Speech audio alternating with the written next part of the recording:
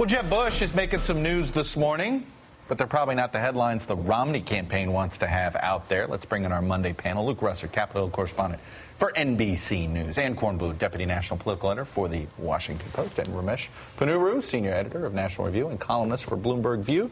Ramesh, I'm going to start with you because it is at a Bloomberg breakfast that all of these headlines are being made. Let's see where to begin. Jeb Bush has said this morning. Mitt Romney's in a box on immigration. Needs to figure out how to talk better to the Hispanic community, on the economy, on education. Says Ronald Reagan couldn't get nominated in this Republican Party. Now, Jeb's not said this before. He has said some of these things before, but usually when caught by a reporter on the side, he knows what he's doing. He's having a sit-down with every reporter that lives in the New York City media market. If Jeb were Bill, this is akin to Bill Clinton doing what he did to Barack Obama the last 10 days. That's right. And it's lucky for Governor Romney that it isn't actually the same thing as Bill Clinton's talking.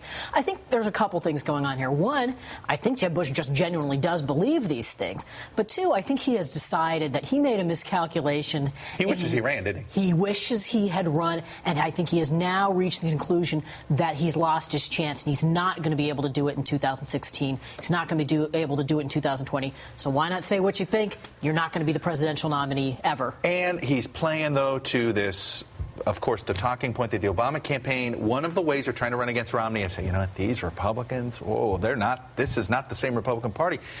Barack Obama regularly talks about Ronald Reagan couldn't get the Republican nomination today. So Jeb Bush is on that talking point? Well, I mean, the cynic, and you could say that he's looking ahead to the future and thinks he could run. And if Romney were to lose, he has just laid out a map of what could have gone wrong. He is sending signals to the party. This is what isn't working. Now, that's an incredibly risky gamble, and it's not going to win you a lot of friends in the party for the next time around. But, you know, why not speak what he thinks at this point? Yeah, you know, and I joked this morning on Twitter, replace Jeb with Bill and replace Romney with Obama, and you'd have a full-fledged firestorm. I think there's a lot to say on what Ann's point was just there, is that this is genuinely what Jeb Bush believes. We all see the demographic trends. We all read it. He's actually providing, I would say, a roadmap for the Republican Party, in which we think is going to happen within 15 to 20 years when Texas becomes a swing state. You're shaking your head.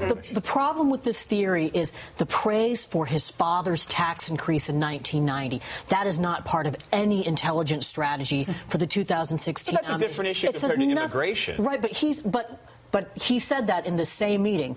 And if you're saying that this is all part of that's a a son roadmap for the defending future, a father as well. George W. Bush did not do that going up to the 2000 race. And had he done it, he would have had a much harder time getting that nomination. All right, I want to switch gears slightly here to go, obviously, Team Obama ended the week on defense, starting the week on defense, and our crack research staff here, Mr. Brooke Brower, realized that when John Kerry made his "I voted for it before I voted against it" line, it was early in the campaign, but it wasn't May, June. It was March.